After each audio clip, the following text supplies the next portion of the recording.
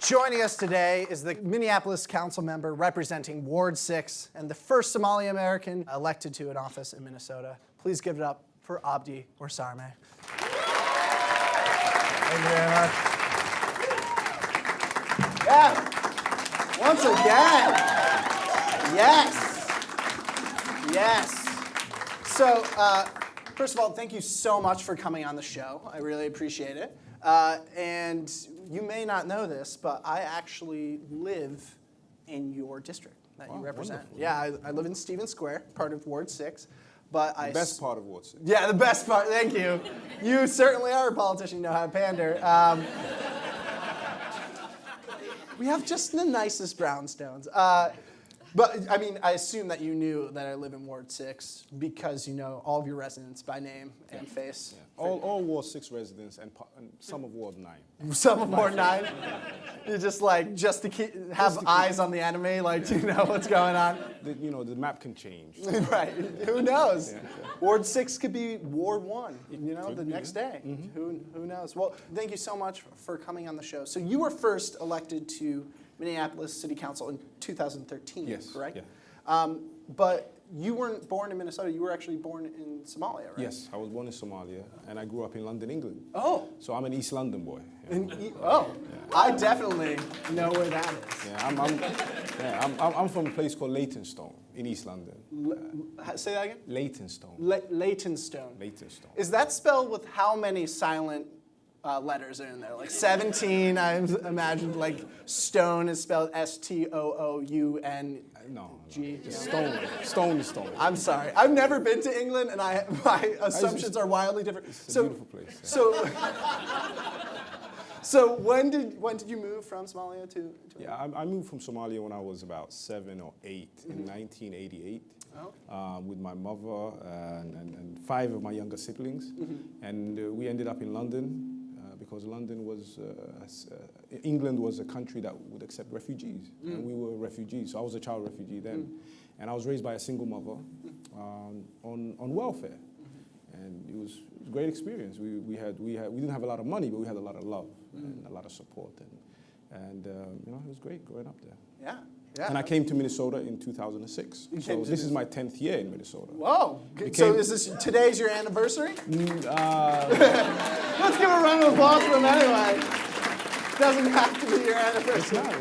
It's not. So you came here in 2006. What was a harder transition, Somalia to England or England to Minnesota? England to Minnesota. Really? Yeah, because I speak proper English. And Right. I remember the first time when I went to a gas station and I wanted to order a bottle of water. I said, "Can I what get was that? A bottle of water." And the guy looked at me as if I was speaking Spanish. Right. And even here in this country, Spanish is supposed to be like a third world country, but Spain is in Europe. Right. And I don't. So I found it very strange getting used to Minnesota. And everybody was very nice as well. So when I would walk with my little daughter to the park, people say, hi, how are you? And I'm thinking, is there something on my face? Right. Because in the UK, people are very, quiet and, they don't really want to get embarrassed. And you don't say hi to your neighbors or anything like that. Right, because that starts like a football riot. And then, everyone... Yeah, and people ask you questions like, Right, yeah. who are you? What are you? What do you want? So here, everybody was very nice. So it took me a while to get used to the whole Minnesota nice. Yeah, I'm from originally the East Coast, and it took me a while as well. I was very concerned as well. And now it's very difficult when I go back to London and, I start speaking to people and they say, oh, you sound like a Yank. And they say it with that, that just open mouth disdain. A Yank. Yeah, you sound like a Yank. And do you watch American football? or do you watch our football? Right. You're like, oh, soccer? Yeah, I love soccer. Yeah, exactly. I love soccer. Soccer is great. Yeah. So, as much as I can impersonate the English all day, I want to get to something a little bit more serious. So, you were a refugee from Somalia.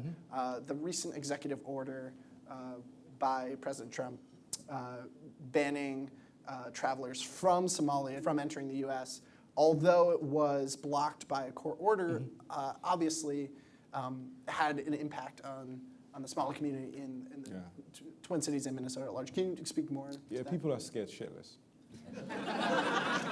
Yeah.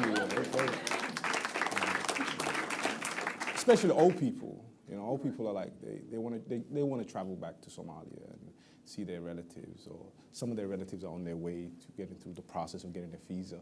So I think this whole thing is you know, scared everyone. I'm scared for the first time. All my children were born in Minneapolis. I have 3 children, they were born in Minneapolis. And Minneapolis has been the first place that I can consider home, even though, you know, I had no choice in the decision to move to London. I was a child, but I made the choice to move to Minneapolis and to settle in Minneapolis and to build a home in Minneapolis. So for the first time, you know, America, you know, a land of immigrants, a nation that was built on immigration, you know, land of the free, home of the brave, all of a sudden has become a fortress. Yeah. And you have a president who doesn't know what the hell he's doing and who scares everyone. Yeah. I was scared of his shair. Right. I think it scares him too. He doesn't now, seem to look up too much. Exactly. And now his actions are quite scary because he doesn't know what he's doing. He wants to fight China one day. You know, he wants to, you know, build a wall against Mexico. And I thought, what could be worse than being a Muslim in America? And then I realized, what if you were a Muslim who happened to be from Mexico? You know, Jose Muhammad. Right. That would be the worst. That would be the worst of the world. It's like, and so Donald Trump is, he's a very scary figure. But it's not just him. It's the idea that he came to Minneapolis. And he came to the airport, impromptu visit, and you had 10,000 people show up, you know, cheering him, you know, want to make America great again, want to send these Muslims back home. And he even said on that visit, the Somalis have been a disaster to the state of Minnesota. But when I live in Cedar-Riverside, you mentioned Cedar-Riverside, it has about 5,000 immigrants living there. It's one of the most peaceful neighborhoods in the city of Minneapolis. Before the community moved to Cedar-Riverside, it used to be called Crack Stacks. It was a place, you know, full of drugs and violence. And now, because of the refugees, it's become very safe. You know, all the areas around Cedar-Riverside, Franklin Avenue, Lake Street, they're all getting built up. You know, we've started the gentrification of those areas, and nobody gives us credit for that. Right. Like, because you're not wearing beanies and have like thick ring glasses, you're not getting the right gentrification. Exactly. credit. And we have the most bike lanes and most bike everything. lanes. You know, that guy, what was that state rep who wanted to get rid of bikes and wants to use guns and wants to get rid of Dwayne something? Yeah. I mean, he would hate Cedar Riverside. Yeah, he would hate Cedar Riverside. It's so nice here. Exactly. Yeah. Sprinklers everywhere. So refugees, you know, they add something. They add value to the state of Minnesota. I mean, it's a cold state. Who wants to live here? Everybody, right. You know what I mean, everybody moves to Florida or San Diego. We want to move here. Yeah. This Siberia. So has Minnesota been supportive of that? Has Minnesota been supportive? Minnesota has been a great state. You know, both Republicans and Democrats in Minnesota have been great. People have been wonderful. People have been welcoming. But you have a new environment. You have a new dark age with Donald Trump. So we don't even know how things are going to be. Yeah. And if someone was watching this interview right now, what could they do to support refugees in Minnesota and the country at large? Don't vote for the Republicans. You're here. You know, what gives me hope is only 23% of the American electorate voted for Donald Trump. So if people actually go out and vote, we can make things, you know, we can change things around. So I think just the way he came into power, we can get rid of him.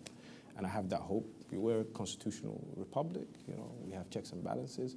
We're a great country, and I think we'll overcome this. But, you know, I have to explain that to these old ladies in Cedar-Riverside who are scared every day. Yeah. Well, Abdi Warsame, thank you so much for coming on the show. Thank you. Really appreciate it. Everyone, Abdi Warsame, Ward 6, my representative, dapper man. So can I call you, are you a Yank now? Is that a derogatory term, a Yank? Is that when people go, like... No, you can call me. I'm very proud to be American. You know, I haven't figured out baseball or American football yet, but... There's no rules. That's what they don't tell you. You just go out there and spit tobacco, and that's how it works. All right. Yeah. You know, there's no rules. Okay. Awesome. I like that. Everyone, Abdi Warsame, thank you so much for coming out. Appreciate it.